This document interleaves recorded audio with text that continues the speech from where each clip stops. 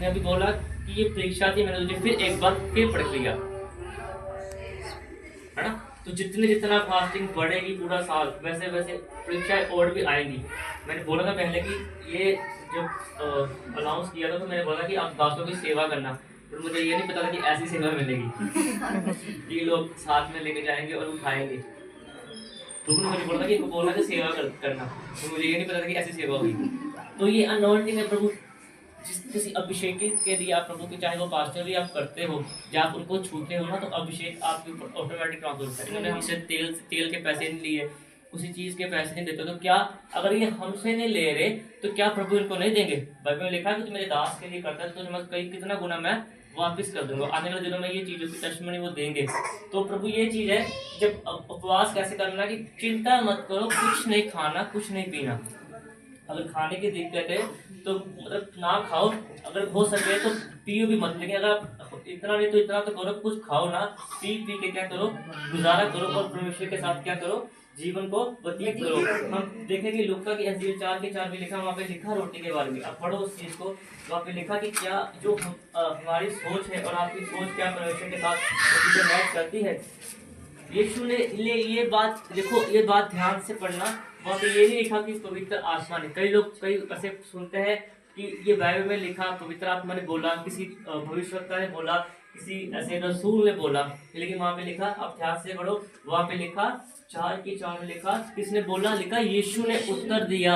जिस परमेश्वर के सामने हम सजदा करते हैं, जिस परमेश्वर को हम मानते हैं, लिखा कि उन्होंने कहा।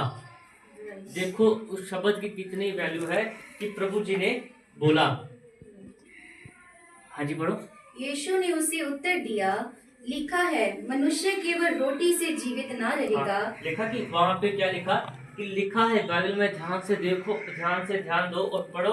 लिखा है कि यीशु ने उनसे कहा, प्रभु ने ये नहीं कहा कि मैं बोल रहा हूँ, प्रभु ने बोला कि देखो शास्त्रों में लिखा है, बाइबल में लिखा है, जो हमारे ग्रंथ है पवित्र, वहाँ पे क्या लिखा है कि इंसान मनुष्य केवल रोटी से जीवित ना रहेगा। ये चीज अपने दिमाग में, अपने जहन से आप निकाल दो कि अगर आप रोटी नहीं खाओगे तो आप मर जाओगे।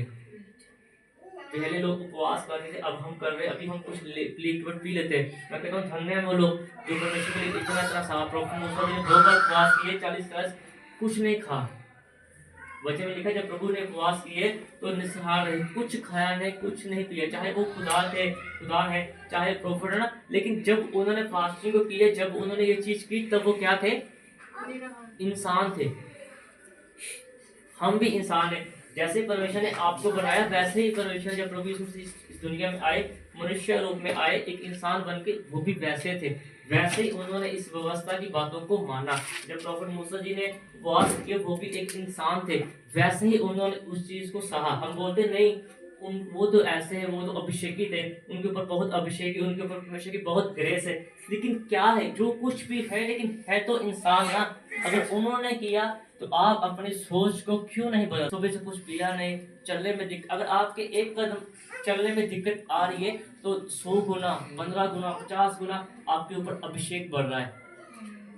बाइबल में लिखा कि अगर तू एक कदम मेरे सामने मेरे लिए उठाता है तो मैं 10 कदम तेरे लिए आता हूँ।